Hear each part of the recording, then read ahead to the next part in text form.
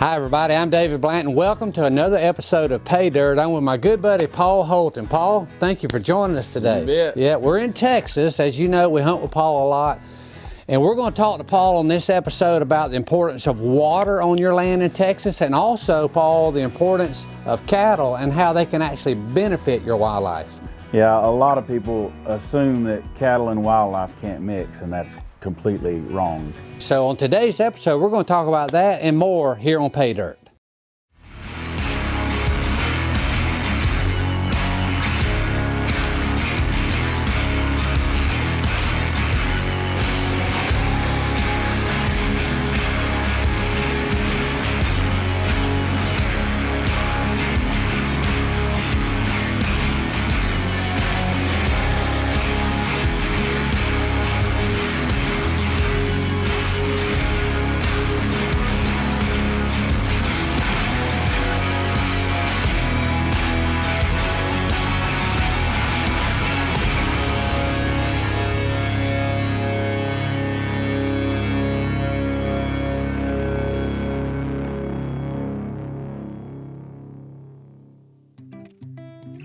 Paul, let's talk about the importance of water. Obviously, you can't have anything if you don't have water. Exactly. And what can a guy do to increase his water on his property? Well, what we do is look at the topography maps.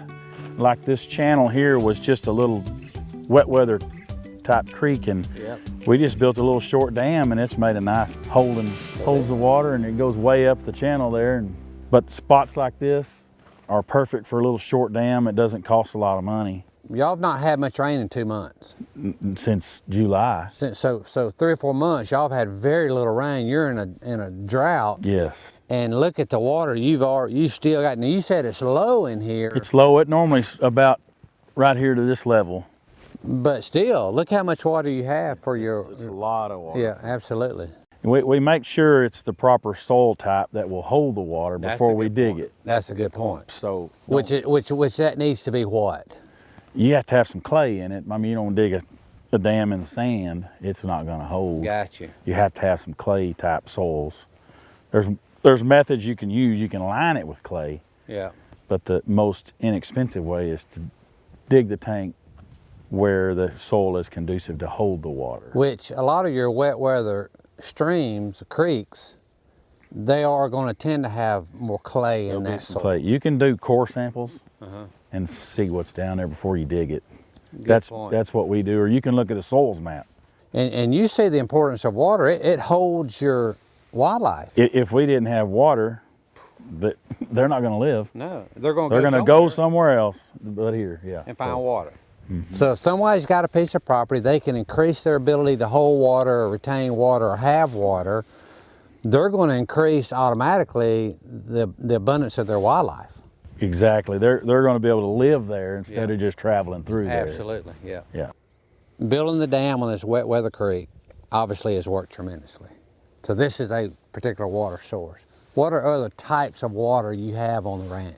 We have a water pipeline on the north end of the ranch, and we have taps, and we have, I can't tell you how many miles of pipeline and water troughs scattered through the ranch. But I wish we had well water, and then we could drill well water and put like a reservoir under the ground that you can draw water out of. You know, further west they have a lot of water, different aquifers, but where we're at, there's not any there. Water is the most important thing. Yeah, absolutely. Do you have a water tank close by we can go look at? Well, I have a little trough that is between this dirt tank and the big wheat field. Let's go look at it. Kind of right up there. Yeah. Let's do it. Wow, Paul. So this is, when we just pulled up in the truck, deer ran off. Yes. Look, this is an oasis. The closest water to this particular water station is the dirt tank that we were at, and it's probably a half a mile over there. But the big wheat field corner's right up there. Right. Nearly every morning it's just like a train, the deer coming off the wheat, and they'll stop and water, and then they'll go back. Look at this. So what do we have here? Explain what we have here. Well, this is just it's not a high volume, but it keeps a lot of fresh water in there. Yep. And it's actually a concrete trough, so it does good in cold weather. Yeah. Don't have to worry about the freezing. And Sure. but anyway, this is off we have a water line that comes Okay. through the ranch, and this is just one of the taps that we use. We pretty well, we strategically put this one here. Sure. We have one at the other end of the pasture on this line. Like how far away would be the next one of these, roughly? It is at the other end of the wheat field, and it's A mile? it's a mile It's down a there. mile, yeah. And this is, it's got this overflow drain, and we like to let them dribble just a little Yeah, yeah. because the birds and everything can water right here in these little pockets. That's right. The water line that we have, we're very fortunate. Right. It's a raw water line that goes from the lake about 30 miles from here. Okay. That goes to the city of Abilene. Okay.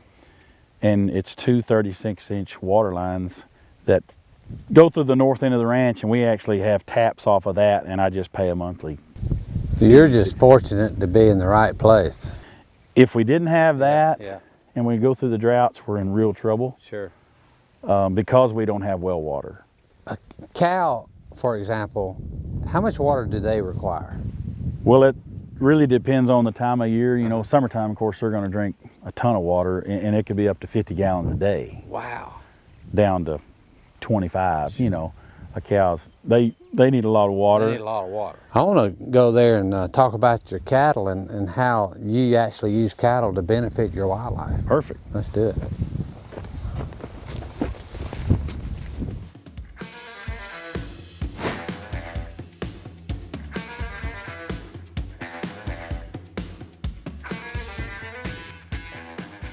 Hey, Slave Priest here, the Hunt and Land Man, Realtree Land Pro. Let me tell you about an awesome buying tip.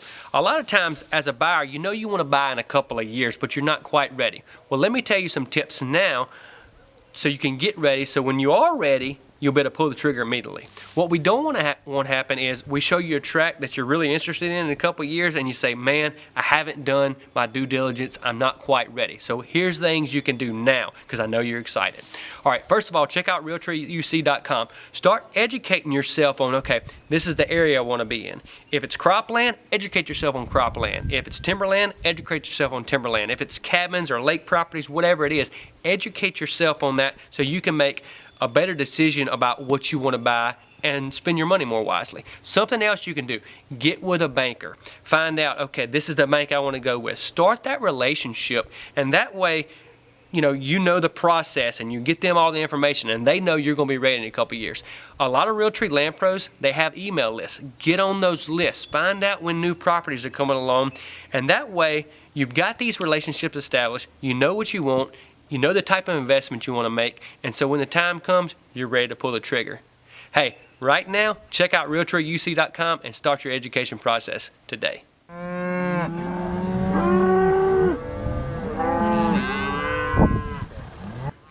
Years ago, I was watching a hunting show, can't even remember which one it was, but the guy came on there and he said, if you buy a piece of property, the first thing you need to do is get the cattle off.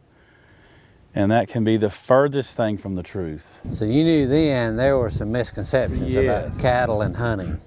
They go hand in hand. Yeah. You don't want to overstock. That's a given. But, you can see that there's grass everywhere. Grass. And how long have cows been in this pasture? I've been trying to graze it down because we had so much. Yeah. And they've been in here since March. I use a rotating. Yeah.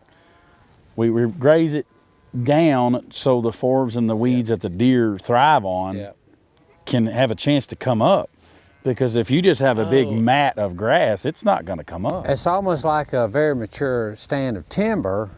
When it gets very mature, it blocks the sunlight, and no good high protein vegetation comes up for the wildlife. Exactly. So we can tell using the rotational grazing like we do. You get all that fresh growth that comes up, and the deer, you'll be able to see them. They're just out grazing around. They're just out getting that fillery and the different weeds that they like. And, we use a light stocking rate. I don't overstock it. The cattle stay in good condition. They don't even bother us when we're hunting. No. They're not hungry. No. They've got plenty to eat, and it's a very, very good tool to help manage So the if deer. you did remove the cattle from your property, what you're going to see is your grasses are going to get so tall that your high protein small browse Yes, it's going to choke it out. that the deer love and thrive on and benefit from is going to get choked out. Yes. Yeah. As you have seen hunting out here, it doesn't hurt our deer at all. It helps our deer. Right. And you have a lot of cattle on this ranch. Well, you know, there's about 800 cows, Yeah. but we just use them as a tool, move them around. So managing for deer, managing for cattle are similar in the fact that you just got to make sure you have that food source available Yes. to support that herd, whether it's deer or cows. Exactly. And our ground is really stout in the mineral that it has, and the grass and the weeds that we raise big calves and big deer. If a guy's wanting to buy a piece of property and invest it mainly in cattle, what does he need to look for, Paul, on that property? We're very fortunate. This ranch, we have diversified. We have open country, which this is fairly open right here. But it has a lot of thickets Sure. to help hold the wildlife. Yeah. You know, there's a lot of deer in this pasture. Yes. I can vouch for that. I like to have the diversity, little thickets and some open areas, and the thickets are good for the cattle and the deer. It helps the cattle get out of the weather. Yeah.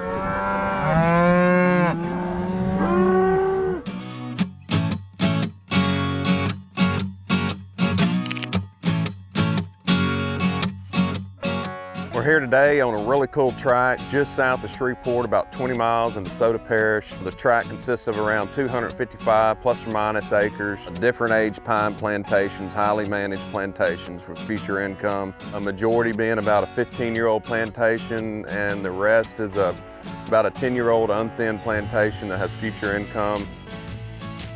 One really unique aspect to this property is the about 10-acre lake that it has, full of fish. Deer stands are in place, trails are trimmed, things are getting cleaned up. It's gonna be a really nice recreational track for family or friends to come out and enjoy the outdoors. So if you're interested in learning more about this property, give me a call, Realtree Land Pro, David Hooper.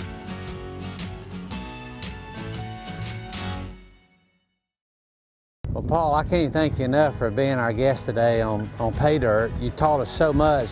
And to wrap up, you gotta have water, and whatever it takes, it may require several different sources of water. Correct. And very important, cattle and deer can coexist and everybody can benefit. Exactly. Yeah, absolutely. So thank you so much, Paul. You bet.